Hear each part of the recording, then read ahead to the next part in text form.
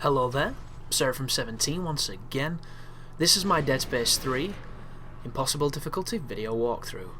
This is Chapter 5 and it's called Expect Delays.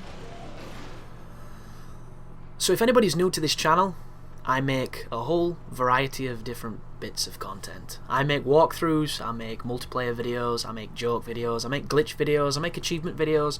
I make every kind of video that I find entertaining, amusing and hopefully enjoyable for other people to watch. I've been getting comments from a lot of the new subscribers, a lot of people who aren't subscribed, a lot of different opinions, different views, different, just different walks of life commenting on particular aspects of my channel. And the irony of this subject right now is the people who say these things probably aren't watching this video, so the things I'm about to address won't even be heard for the people that don't understand them. And the people that do understand them will be just thinking, oh, it's me going on another one of those kind of rants. But I'm going to cover it anyway because it needs to be said. And that's the thing about these videos, guys. They are mine. My videos. Everything that is subjective about a topic, everything that is subjective about an opinion that is shared on this channel is mine. And thus, the subjectiveness is gone. Because you can't be objective over something that's subjective when you are stating your opinion. It is a bias, it is coming from you. And that is what this channel is. This channel is me expressing my views, my thoughts, my opinions on things. And a lot of the times, this it makes clashes happen with other people with conflicting views. And conflicting views is not a bad thing. We were meant to disagree with each other, because if everybody was the same, it would be boring. But a lot of people try to change my way of thinking, try to change my opinion, and try to argue and debate over certain things that I've said, when a lot of the times they either miss the point, they miss the joke, or it's literally them trying to change my mood, trying to change essentially who I am, and that is kind of not the point. There's a reason why it's called my channel, guys, because it's mine. And if I said everything that you say, it'd be your channel, and that's kind of the point. And a lot of the people that leave, these kind of comments or get into these kind of suggestions and arguments with me, there is an upload button in the top right hand corner. Make the content you want to see instead of saying things that have absolutely no bearing on this channel of how you would like it to change, when that's not how this works. I would like to also separate this from suggestions, from just different opinions. If you articulate yourself and you're not disrespectful and you've got something worth saying, even if it's different to my way of thinking, or even if you're pointing out a mistake, that is perfectly fine. If I make a joke and then you take the joke wrong, that is your fault. That is on you. And the biggest joy of this entire YouTube thing is you don't have to watch these videos. Like, there are some people that hate what I do and they don't watch. That is what you're supposed to do. I see tons of things on YouTube that I don't enjoy. Do you know what I do? Do I leave a comment saying why I don't enjoy them, thinking it's going to make any kind of difference when they have hundreds of thousands of subscribers and they don't give a single fuck about me? No, I don't, because it's a waste of time. And it just seems incredible in this day and age that everybody, wants everything tailored to themselves. And YouTube is called YouTube for a reason. So if you are new and you're stumbling in on this channel and you're intimidated by what I've just said, please don't be. But as long as, you're here to enjoy the content, you're here to, be constructive, even if that's critical, that's fine. But this place is not a channel built to float other people's ego. This channel is not built to float my ego. It's supposed to be an empire where everybody can come, check out some hopefully decent videos, get into some interesting discussions, think a little differently, and enjoy themselves. It's not, let's all be dickheads and argue with each other, because what's the point in that? It achieves nothing. Essentially, all you're saying is you're going to punch somebody through the internet, which makes you, about as solid as a flaccid penis. So, it's just silly. But this is Dead Space. This is where we're about to get our Scavenger bots from, and this is a pretty interesting room because it can get real tough real quick. There's a lot of enemies, there's a lot of different enemies, they're fast as I've mentioned, and this is still pretty early on where we don't have the gear to shit stomp some necros. But that will change, and it will change for the better. But you guys are probably not going to see much of this very quickly because I'm currently disputing a copyright claim against my videos, which I find hilarious, I really do. There was people on YouTube uploading this before the game had even come out, and I'm sure you're not allowed to do that.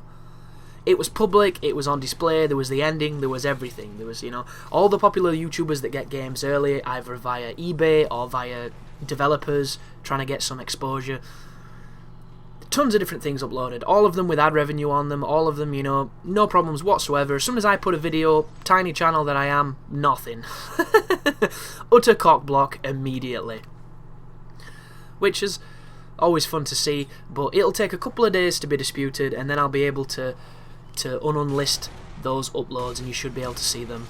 But this fight gets real bad real quick. I make a mistake here because there's a guy behind me, and I didn't hear him, because as I've mentioned, no sound. But luckily enough, I recover, and the line gun really does some justice there, because it hits all the critical points on that enemy and takes them out.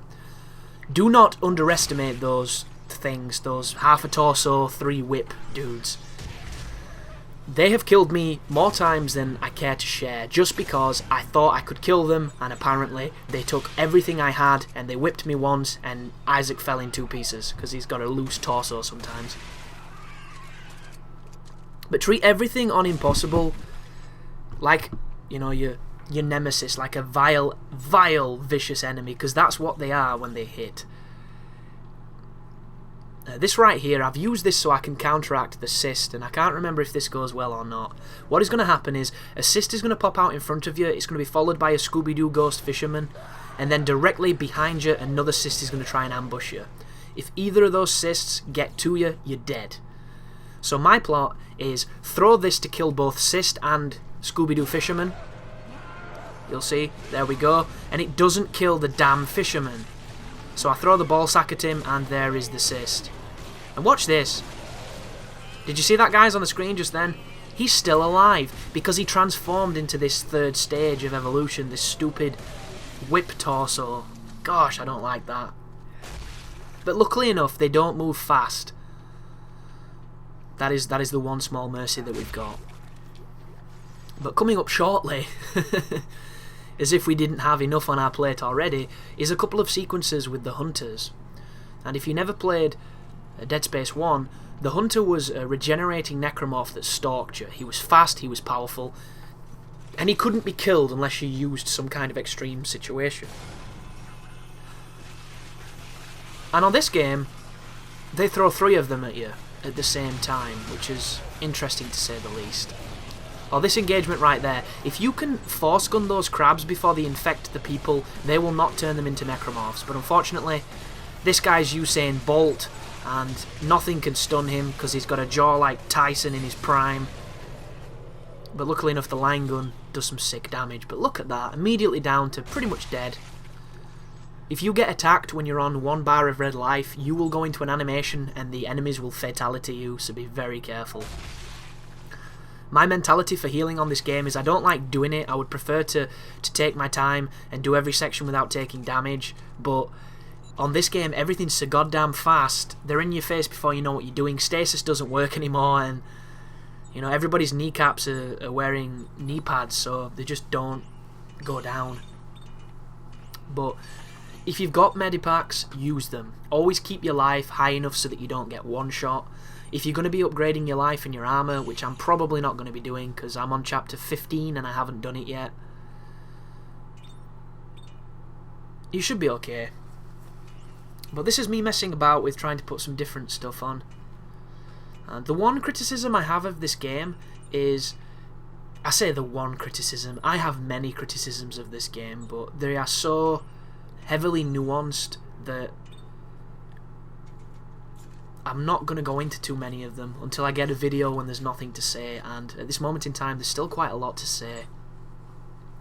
But one criticism I have is the game really opens up midway through when you start getting more upgrade components and you can actually start building things, and the cost of the upgrades and the cost of experimentation is so high, and if you end up committing to something that's shit, you're almost gimping yourself. And I think it's a shame that early on in the game you don't have the components if you have the knowledge to make something really good, to make something really badass.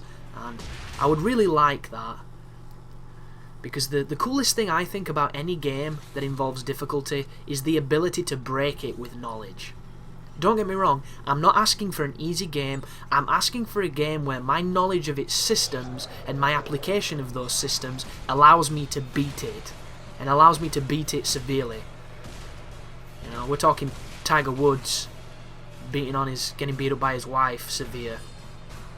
Oh, this necromorph here, you'll recognise him from the old games. He is the fat necromorph. If you hit him in the belly, he spews out those crab things. And you'll notice there's a whole stack of bodies in this area, and I just fucked up right there.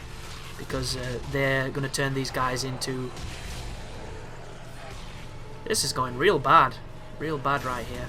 But look at that, the fucking line gun.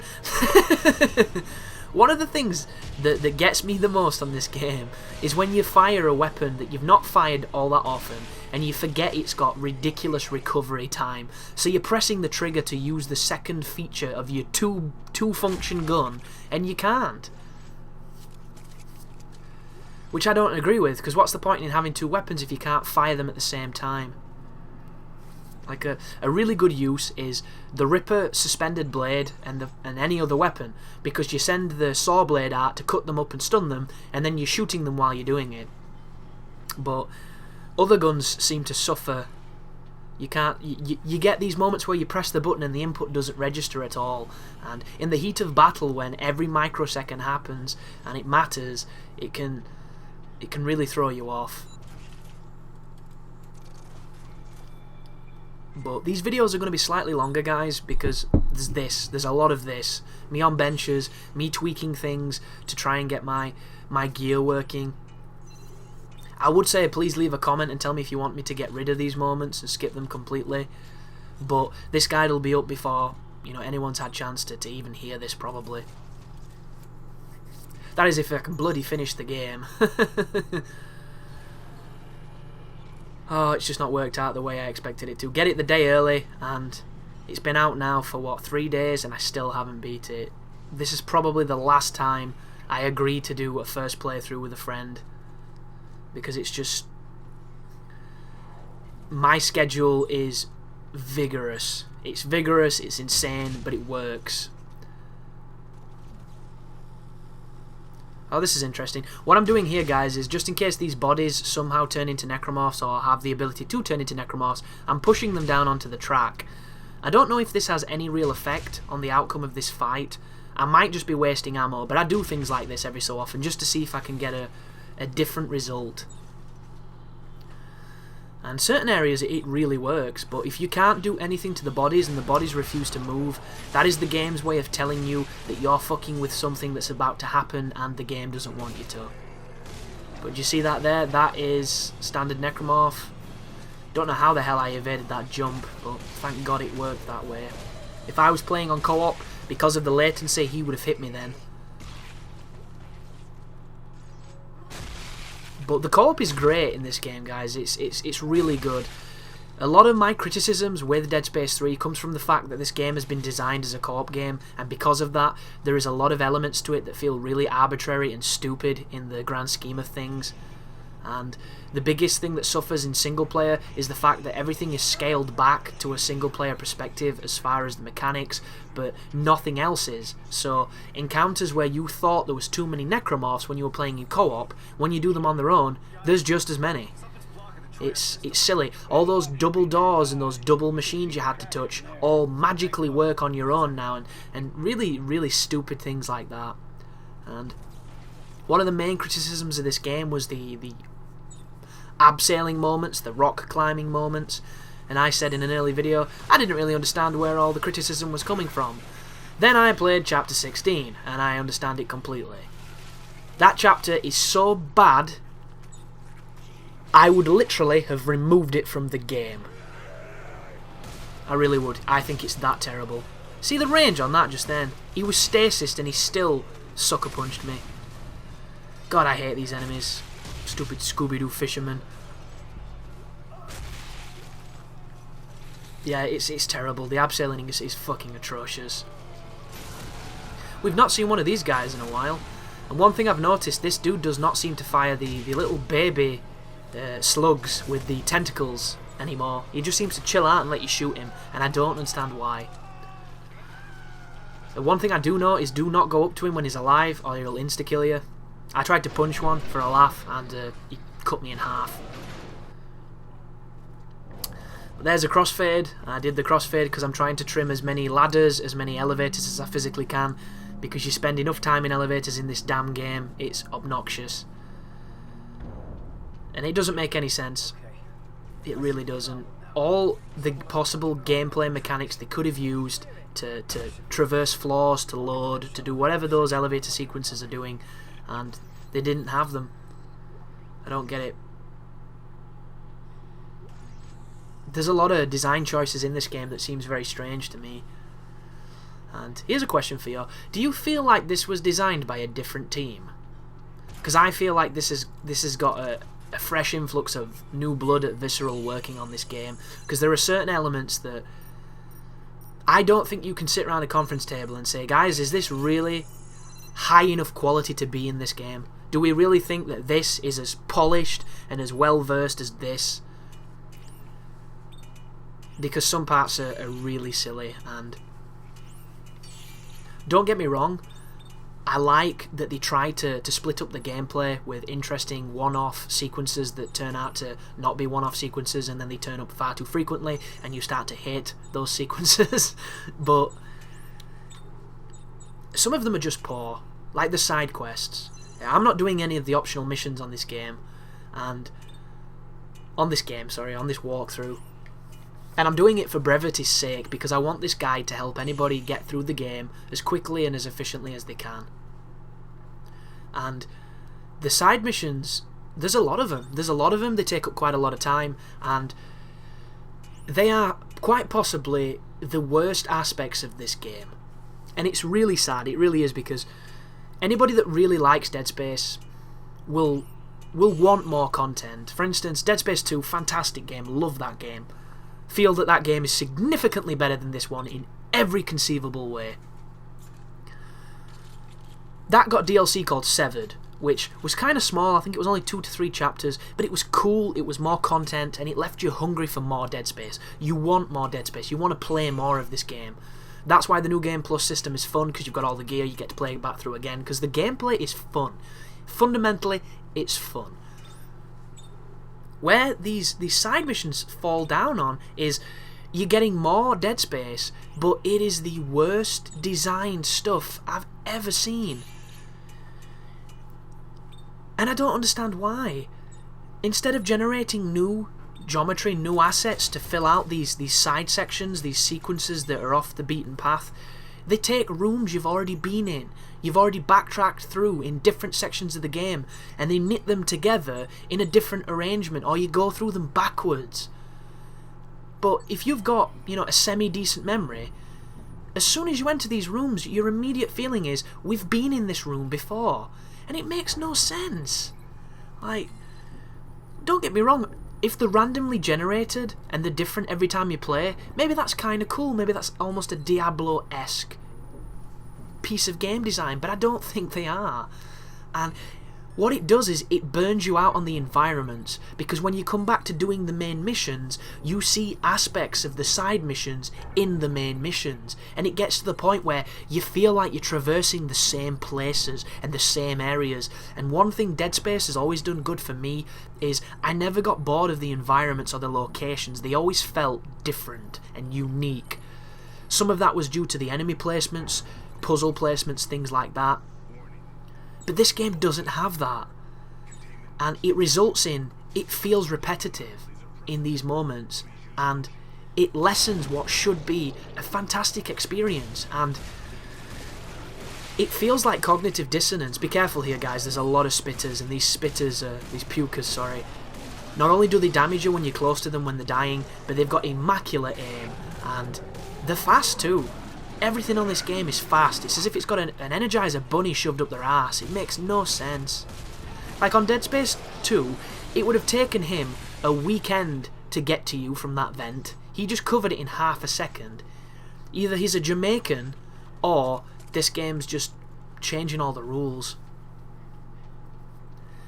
But the side missions, they're so cookie cut together, and a lot of them are mainly done for the sheer premise of elaborating storylines and giving you extra bits of fiction, but the storyline is so bad and convoluted, and you know, the character development between these people that are gradually dying off from this team you're a part of, it's so poorly delivered that you just don't care. You don't feel anything.